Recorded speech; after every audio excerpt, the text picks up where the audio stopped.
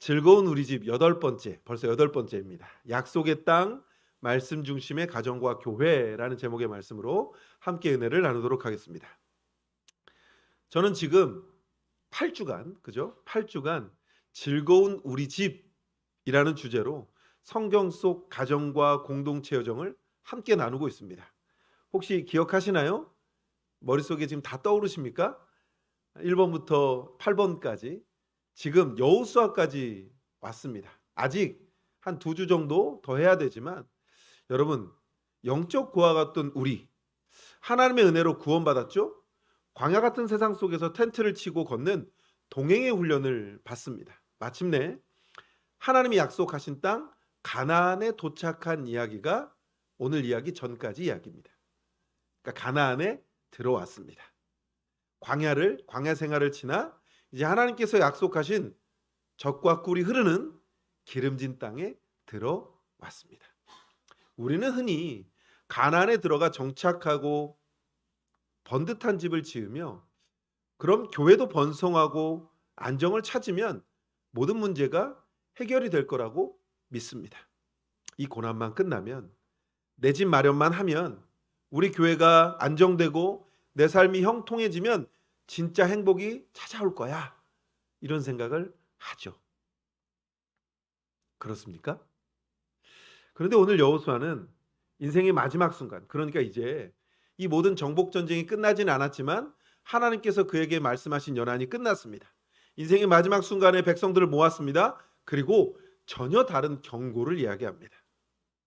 광야의 불기둥과 구름기둥이 사라졌습니다. 사방에 단단한 성벽과 번듯한 지붕이 있는 안전한 집을 갖게 된 바로 그 순간, 실로 이스라엘 가정과 공동체 역사상 가장 위험한 영적 위기의 때라는 겁니다. 다시 한번 말씀드릴까요? 하나님이 인도하셨습니다. 광야 생활이 끝났습니다. 젖과 꿀이 흐르는 땅에 들어왔어요. 그런데 지금 여호수아가 이야기하죠. 지금이 가장 위험한 시기야. 지금이 가장 힘든 시기야. 우리라고 별다를까요? 성도 여러분, 성경이 말하는 즐거운 우리 집은 혈연으로 묶인 육신의 가정뿐만 아니라 예수 그리스도의 보혈로 묶인 거룩한 신앙 대가족인 하나님의 집, 교회를 동시에 의미합니다. 오늘 우리는 단순한 도덕적인 경고를 넘어 왜 축복의 땅 가나안이 우리 가정과 교회의 영적 무덤이 되기 쉬운지, 그리고 세상에 삼킬 듯한 문화 속에서 우리의 두 집, 가정과 교회가 명확한 영적 정체성을 지키고 살아갈 길은 무엇인지 하나님의 말씀을 묵상하고자 합니다. 요새는요, 설교가 끝나면 영상을 집어넣으면 쇼츠를 제작해주는 쇼폼들이 유행합니다. 저에게도 그 알고리즘으로 그런 게 굉장히 많이 뜨거든요. 그런데 생각해 봤어요. 대체 걔네들이 뭘 알아서 내가 뭘 이야기하려고 하는지, 어떻게 중요한지 어떻게 알 수 있을까? 요새 어린 친구들, 그러니까 여기 앉아 있는 저기 요 3명의 친구들 정도 되는 애들은 1분 이상 영상을 보지 못합니다. 30초를 보면 많이 보는 거예요. 그러한 시대를 살아가는 우리에게 어찌 보면 이 설교 시간, 저는 그래도 짧은 편입니다. 1시간 정도 하면 지금 표정들이 어떻게 되실까요? 그럼 무슨 얘기를 하는지는 아실까요? 제가 아무리 길어봐야 25분, 30분이거든요. 더 줄이려고 노력하고 있습니다. 근데 잘 생각해 보시죠. 정말 우리가 원하는 게 뭘까요? 하나님이 우리에게 말씀하시려고 하는 게 뭘까요? 오늘 본문 14절에 여호수아는 이렇게 말하고 있습니다. 14절입니다. 같이 읽도록 할게요. 시작!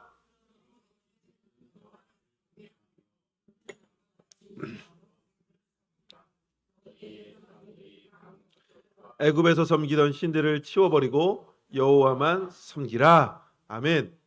여기서 여호수아가 이야기하죠. 우상을 치워버리라고요. 뭘 치우라고요? 얘들아, 핸드폰을 치워라. 그러면 좋겠니? 좋을까? 여러분 우리가 한번 생각해 보시죠. 여러분 여기 계신 연만한 어르신들 아들에 대한 기대를 치워버리십시오. 좋으시겠습니까? 아, 목사님 저는 아들이 없어서요. 에이, 거짓말 치지 마십시오. 저희 아내도 아들에게만 눈이 하트가 뿅뿅 나가거든요. 그걸 보면 지금 어르신들한테 아들은 큰 이름일 겁니다. 근데 그게 우상이 될 수 있다고요. 여기서 말하는 우상이라는 건 다른 게 아닙니다. 하나님 위에 모든 건 다 뭐예요? 우상입니다. 내가 사랑하는 남편이 우상이 될 수 있습니다. 내가 사랑하는 어떤 것이 우상이 될 수 있습니다. 어떤 분 이런 얘기 하시더라고요. 목사님 저는요 아무런 취미가 없어요. 그런데 잘 생각해 보십시오. 여러분이 좋아하는 그게 우상이 될 수 있습니다. 근데 여기서 지금 뭐라고 해요? 우상을 치워 버리라고요. 이스라엘이 정복 전쟁을 다 마치고 각자 분배받은 땅에서 풍요와 정착을 누리기 시작한 때입니다. 여러분 한번 생각해 보십시오. 이 사람들이 얼마나 힘들었습니까? 광야에서 40년을 보냈습니다. 정복 전쟁을 40년 동안 했습니다. 얼마나 힘들었겠습니까? 그리고 이제 조금 등 따시고 배불러지려고 하는 그때 지금 여호수아가 뭐라고 얘기하냐면 우상을 치워버리라. 그럼 가나안의 우상에 눈을 돌린 이유가 있겠죠. 가나안의 대표적인 우상은 이렇게 얘기합니다. 바알과 아세라. 이 바알과 아세라는 흉측한 괴물이 아닙니다. 그것은 가나안 땅에서 농사를 지어 풍성한 수확을 얻게 해준다는 농경과 풍요의 신, 이게 바알과 아세라예요.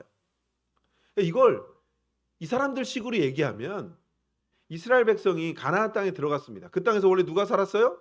가나안 이방 백성들이 살았을 거 아닙니까? 근데 이 가나안 이방 백성들은 그 땅에서 너무 농사를 잘 짓는 거예요. 근데 이스라엘 백성들은 40년 동안 뭐 했습니까?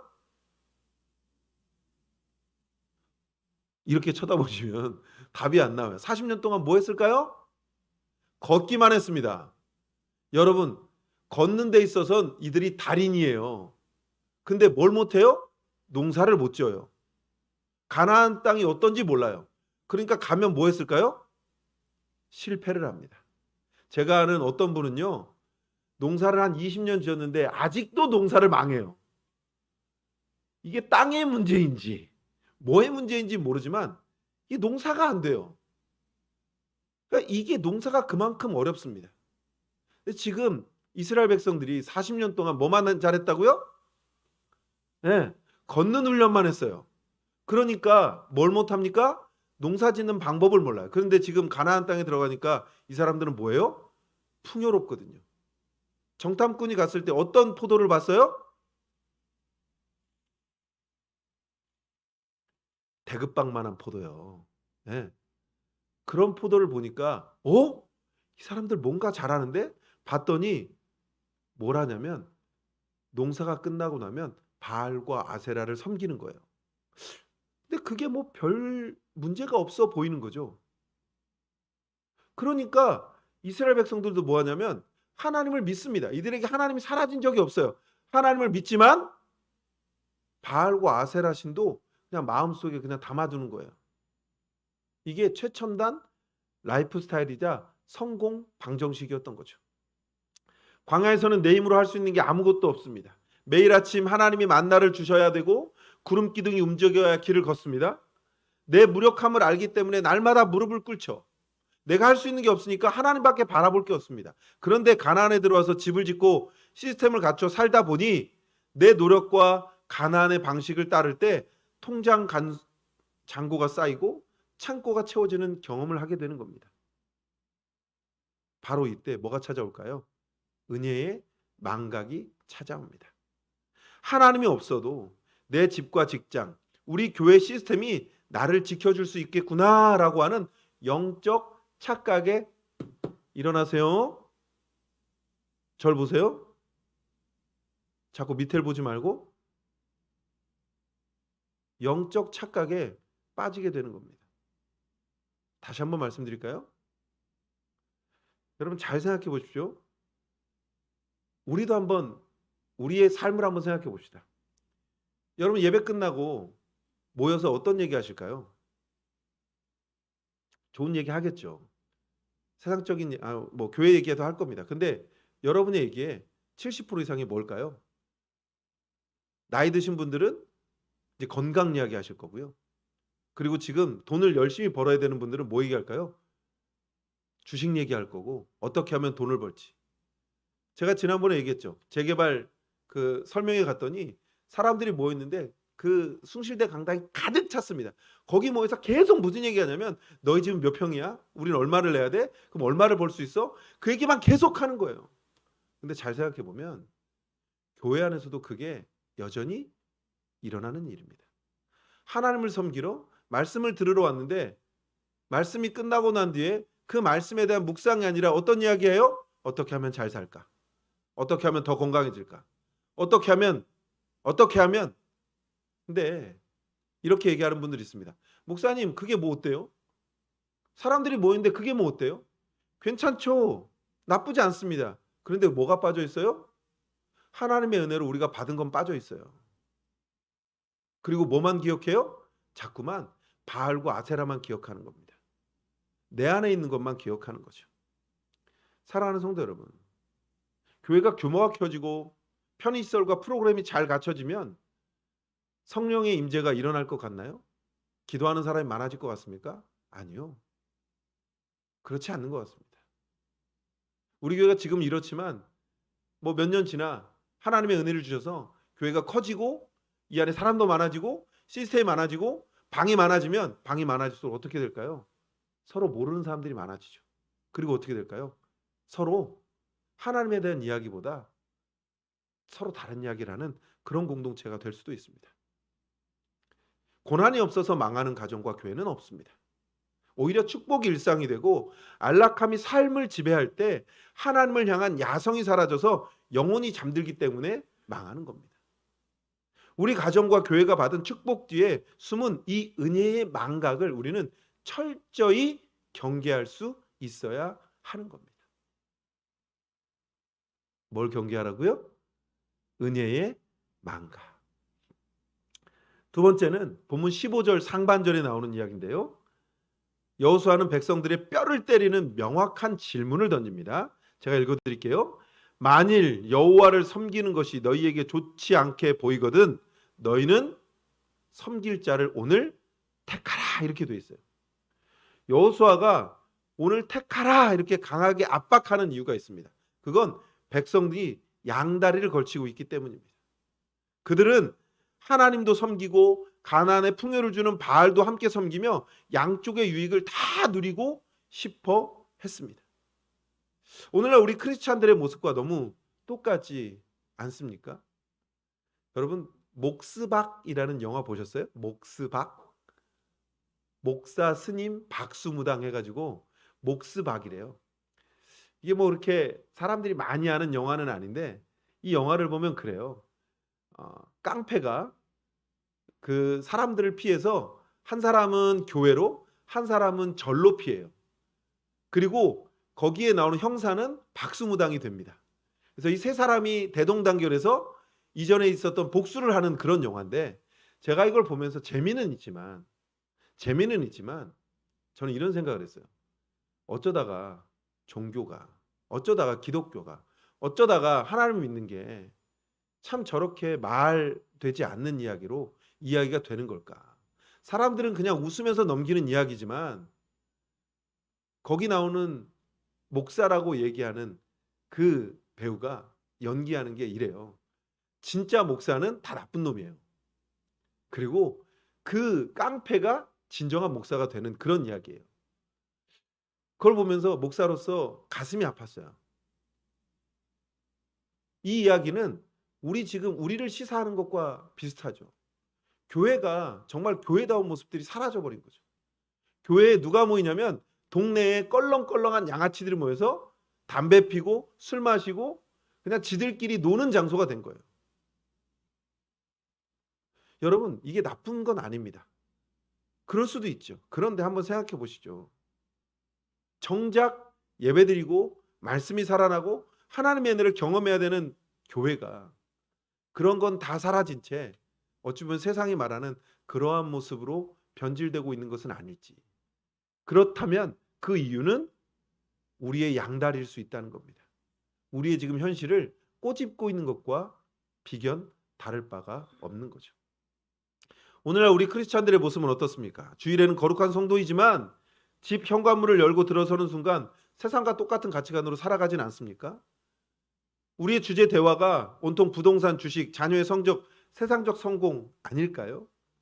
교회 안에서조차 예배의 관객이 되어서 나에게 유익이 되는 서비스만을 요구하거나 세상의 비교의식과 서열을 교회 안으로 그대로 들여와 대립하고 방황하는 건 아닐까요? 제가 예전에 여름이 되면 그 청소년 집회를 하러 많은 곳에 다녔습니다. 그러면 애들이 저를 어떻게 쳐다보냐면 지금 여러분들보다 더 이상한 표정으로 쳐다봐요. 정면으로 보는 애들이 없습니다. 거의 대부분 40% 이상은 머리를 바닥에 박고 있고요. 20%는 옆으로 봅니다. 나머지 40%는 어떻게 보는지 아세요? 옆으로 봐요. 안 봐요.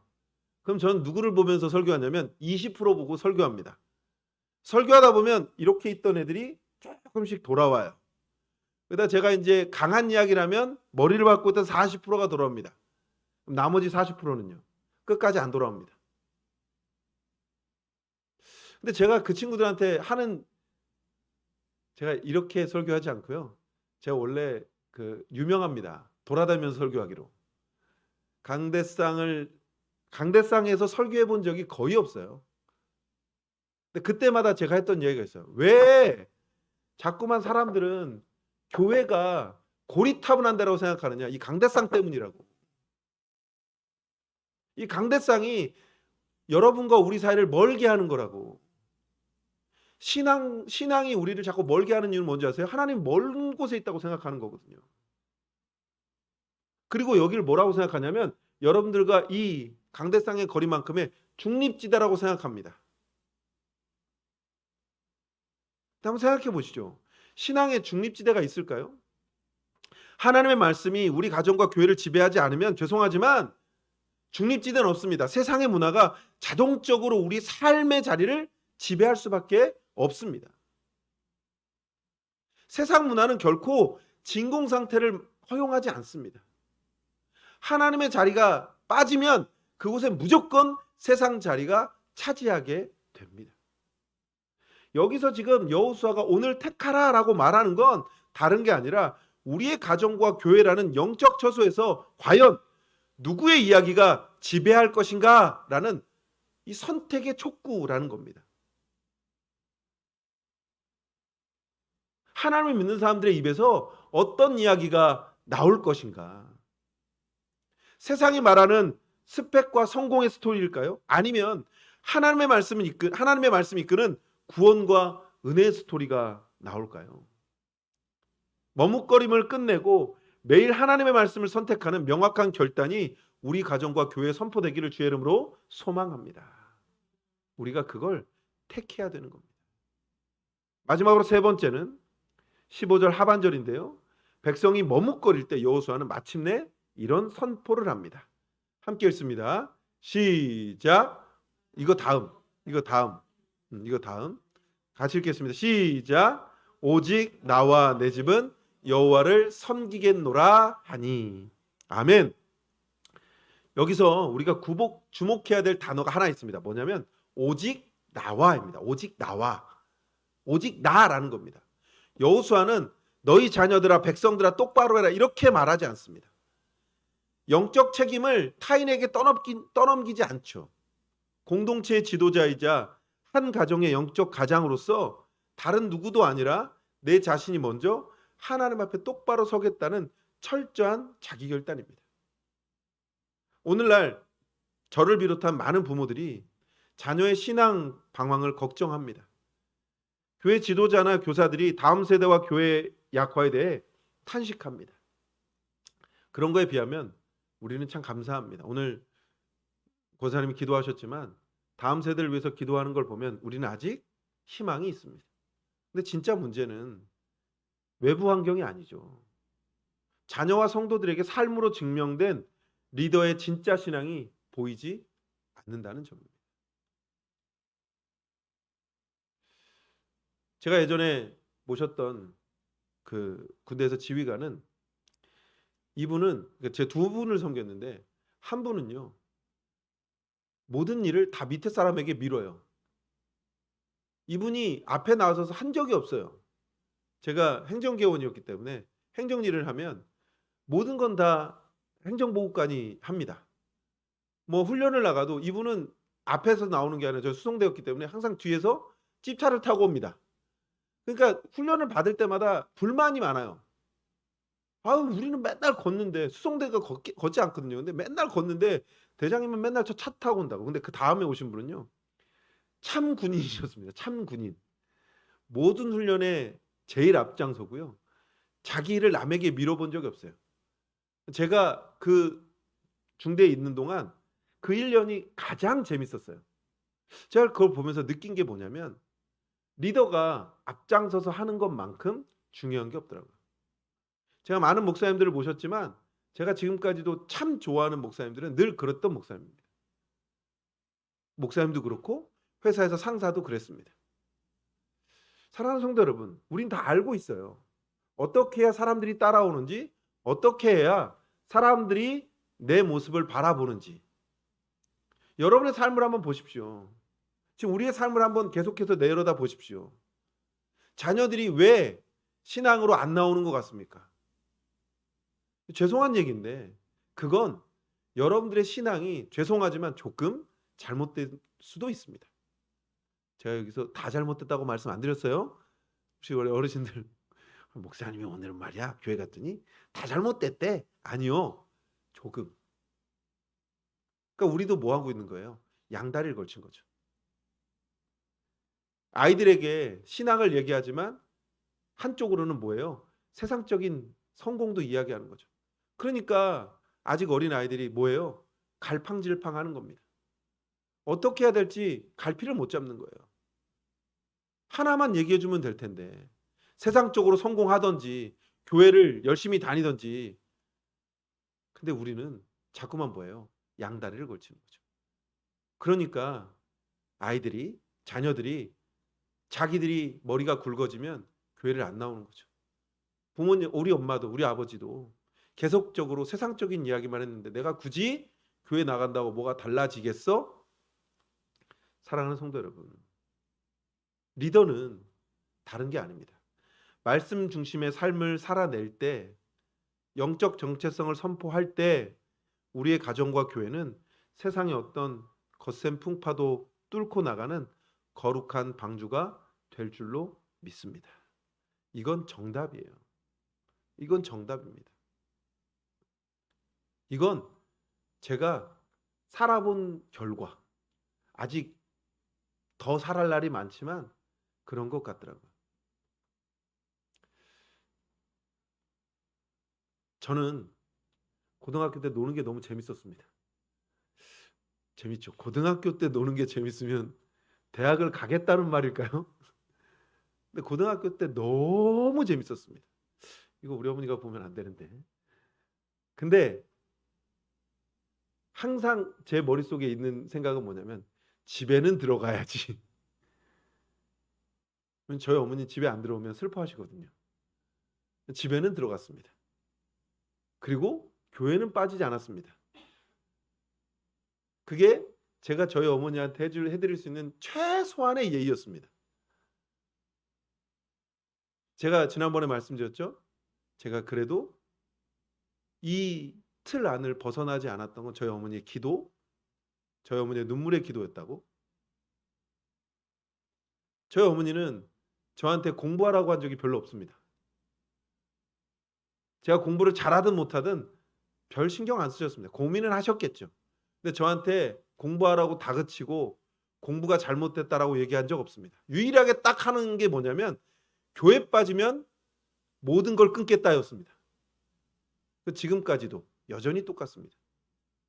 근데요, 사랑하는 성도 여러분, 그게 정답인 것 같습니다.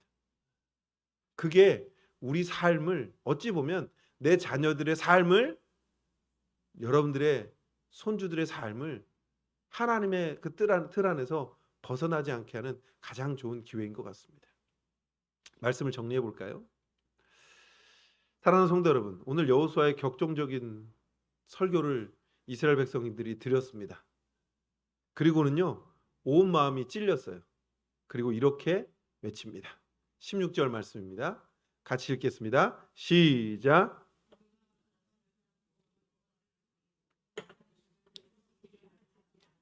네, 이게 언제라고요? 여호수아가 이야기하고 난 다음에 이 이스라엘 백성들이 마음에 찔려서 모두가 모여서 얘기하는 겁니다.